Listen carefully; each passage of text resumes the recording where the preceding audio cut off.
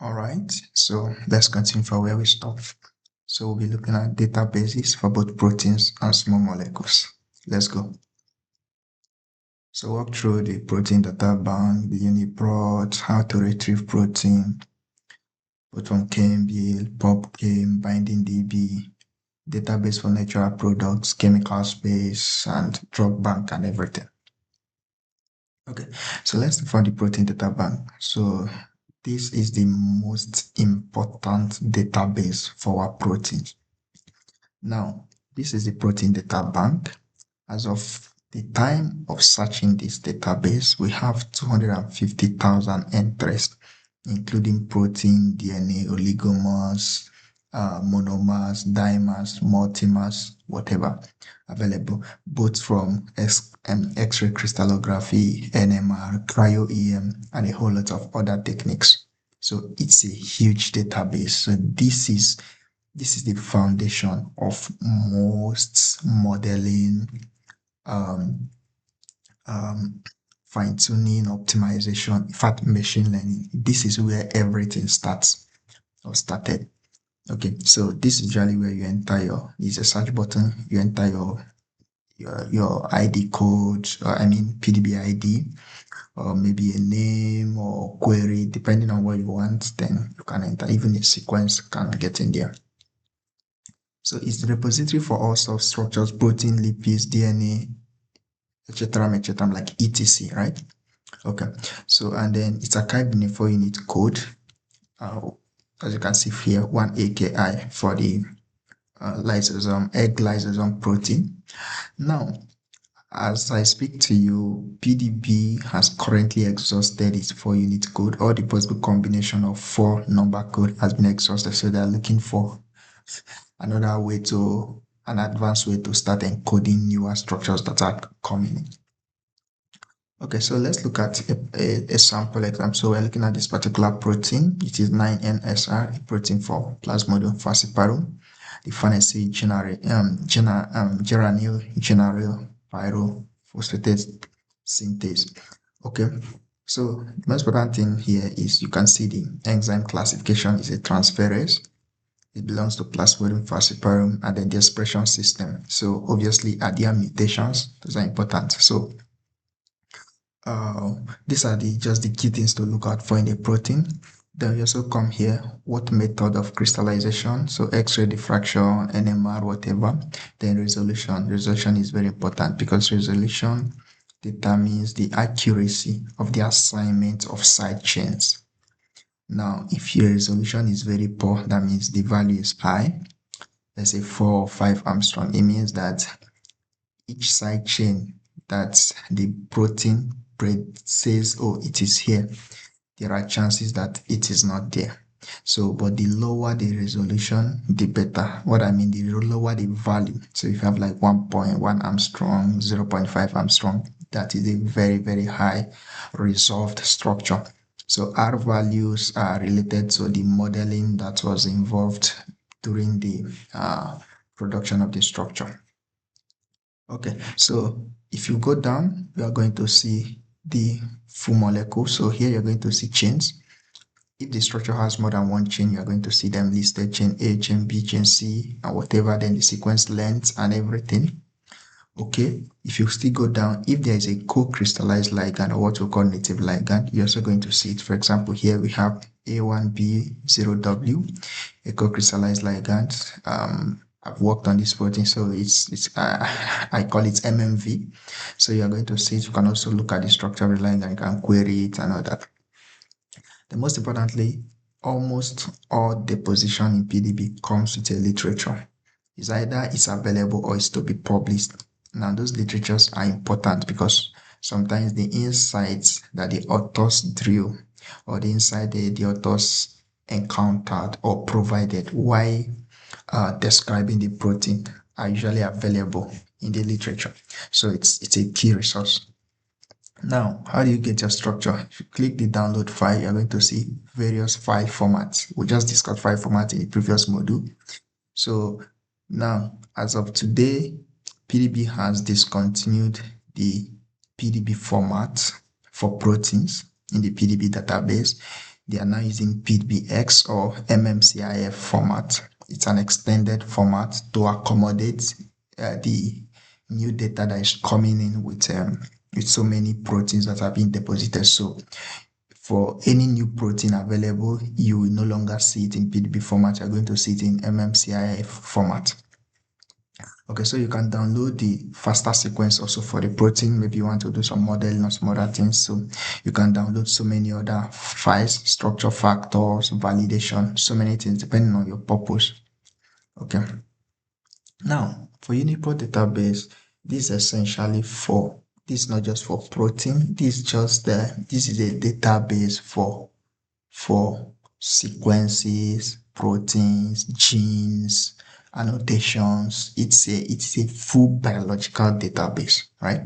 So every information, every entry in Uniprot is encoded with a Uniprot number, Uniprot ID P00698 is for the chicken lysosome protein, lysosome C protein. So you can go through it, look at the function, miscellaneous catalytic activity, whatever, what have you.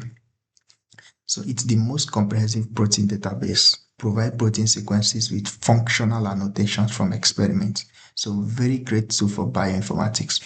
Now also, if you are looking at, let's say you have a particular protein and you don't know where to start, you want to check whether that protein has structures that are already available in PDB.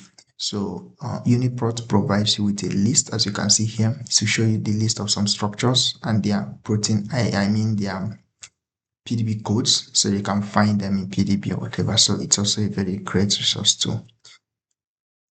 Now, let's talk about database for small molecule. So I stopped at this. There are a whole lot of them, but we can't cover all of them, right? Okay. So let's talk about PubChem. So PubChem is actually a database for small molecule. Do you understand? So it encodes almost all possible small molecule available as entries. So apart from that, it also encodes activities. So when people perform assays, they deposit it under PubChem. So you will see compounds with their assays and maybe their inhibition value, whether they're targeting plasmodium or an antidiabetic model, whatever. You see them available in PubChem. So likewise, Chembl. Chembl too is okay. PubChem is from the US. Chembl is UK. So these also have structures of small molecules. They don't have deposits for proteins or macromolecules. They're just for small molecules. So we're talking about drugs, maybe sometimes peptide or whatever. Now, and then Chembl too has an activity. I mean, it deposits activity, maybe activity against plasmodium or activity against whatever, or viral organisms and what have you. So it's the most used ligand and bioactivity database for drug discovery. In fact, if you're doing drug discovery and you're using open source data, I mean public data, you can't avoid PubChem and Chembl. They are like the foundation. In fact, many other databases that have curated it from PubChem. So it's from PubChem, you now refine the data, clean it up, and then classify it the way you want for maybe a tailored purpose, right? Okay. Now, how do you get data from PubChem? Well, you can decide to search one by one, which is crazy. You can also decide to search by AID, but most importantly, there are APIs in application interface that allows us to, collect this data using, for example, the activity IDs, or even just by quoting, let's say, an activity group, maybe plasmodium, let's say compounds that have activity against plasmodium, so we can collect these compounds. We can even restrict, we just want only 2,000 compounds, only 200 compounds, sample it, whatever, we can collect it. So these are available for us. And the same thing for Chembl. So this API makes it very, very easy to retrieve compound, because without them, it is crazy. For example, you might have 10,000 entries. How do you download them? Impossible. Okay. Now, BindingDB is a web interface that is also built on maybe PubChem, Chembl, whatever, but it's a curated database for compounds that have been tested, not just in vitro, but these have been tested against targets, molecular targets. So what we're going to see here is that for each molecular target available, do you understand? Let's say Plasmodium falciparum dehydrogenase, it has compounds that have been tested against that with their activity values. That is what binding DB. So it is a database for binding activity, actual binding activity of compound, and it is curated according to targets. So you can search it up by targets. These things are not really very available in Chembl. It is, but not as clear and as well organized as in binding DB, right? And even in binding DB, it has been cleaned up. It is not messy. It's also organized around compounds, publication, dataset, whatever. So you can go through this, and then it's easy to download. You don't even need an API. You just come here and download a zip file. Then you can look for codes. You can write codes to extract what you want. So it's a great resource for curated activity dataset, machine learning, QSAR modeling, benchmarking of algorithm, force feed development, whatever, optimization and co. Now, let's talk about natural products. When we're talking about small molecule, is it only synthetic molecule or does natural products come in handy? Well, PubChem and Chembl also have a fair share of natural products. If you look for natural products there, you are going to find a whole lot of them. But there are people that have advanced efforts to curate specialized databases for natural products. The largest of them is the coconut database. So it is a comprehensive platform. So you can search by name, by smiles, by inch scale, whatever. And also you can easily download this the complete set of these compounds as a CSV file or TSV file, and then you can process it to extract what you want. Yeah, that's very important. So it's the greatest collection of natural products in different activity classes. Up to 1 million compounds is available. Yes, up to 1 million compounds. I've worked with this, and yeah, it's available. And then it's also grouped them into like very special groups. I mean, depending on geographical area of origin, right? For example, you can see Peru, natural process, so that is for compounds originating in South American Peru region and so on and so forth. So that's also how it is organized. Now, what if you want to work with compounds that are already drugs? The idea of drug repurposing, right? We know of the special case of sildenafil as antihypertensive agents in children repurposed into a drug for impotency in men. So what if you want to work with compounds? So that's where drug bank comes in. We store all the molecules that have been approved by the FDA, EMA, whatever approval around the world. These are available in drug bank. And then you can query, you can ask them for a data set, they will send it to you, register, they will give it to you, and you have the list of all the compounds available that have been approved, and then you can use it for maybe counter-assay, repurposing, drug development, comparison, benchmarking, what have you. So you can request for a SDF file. So it's usually come in a combined SDF file. So you need like OpenBabel, RDKit to split it because all the files are merged in one SDF file. So approve drug proposing, and then you can find whatever you want. Now let's talk about chemical space. The first question is, how many compounds do we have in the universe? If you look at all the elements in the periodic table, how do we combine them? And if we combine them in that way, how many compounds are available in the chemical space?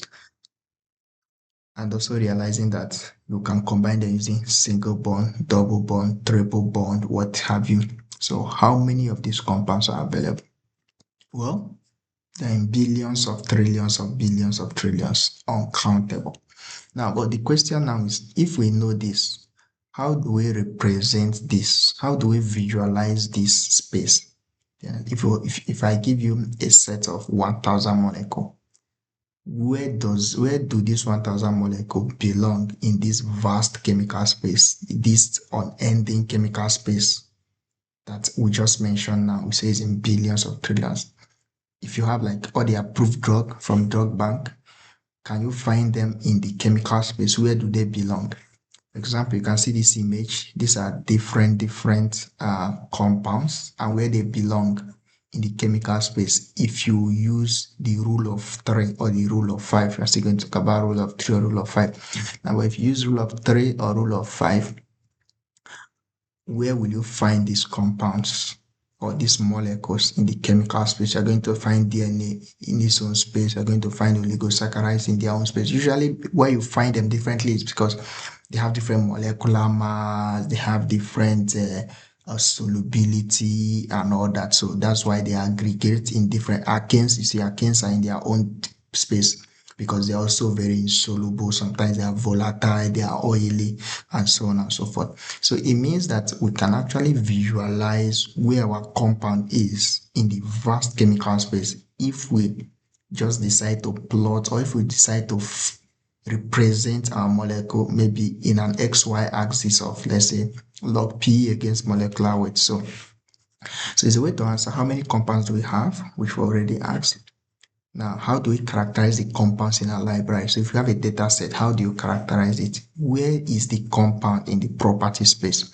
So the easiest way is you choose a property, log P and molecular weight, choose it as XY. You can even have 3 dimensions. Maybe you also choose TPSA, the polar surface area, or you can choose number of rotatable bonds. You can have 3D. Then you now decide, you now insert all your molecules in that space. Then the question is, where are my molecule? Then if you are comparing 2 libraries, for example here, they are comparing compounds that are trying to target this particular organisms. Do you understand?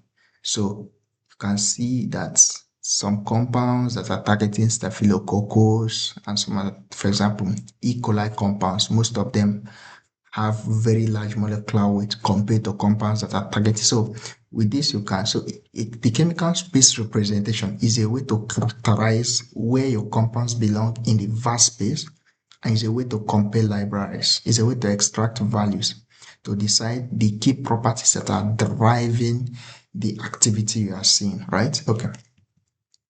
Now, so log P molecular weight plot is the easiest way. The 2D plot is the easiest to visualize. In fact, most chemical space representations just plot log P against molecular weight. It is easy, but it also depends on what we are trying to do. So sometimes you are trying to optimize maybe torsion around a particular angle. So you can plot psi against phi, theta against whatever distance. So it depends on what you're trying to do, but you must find a variable, a property that varies along that chemical space, and you can use that. Yes. Okay, so now that we've talked about chemical space, chemical libraries, so people have advanced efforts to create libraries.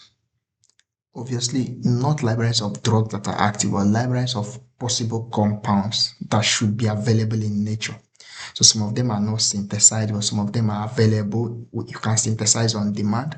So look at major library players, Enamine, FarmBlock, ChemSpace, eMolecule. So some of these companies have like 1 billion compounds available in their database.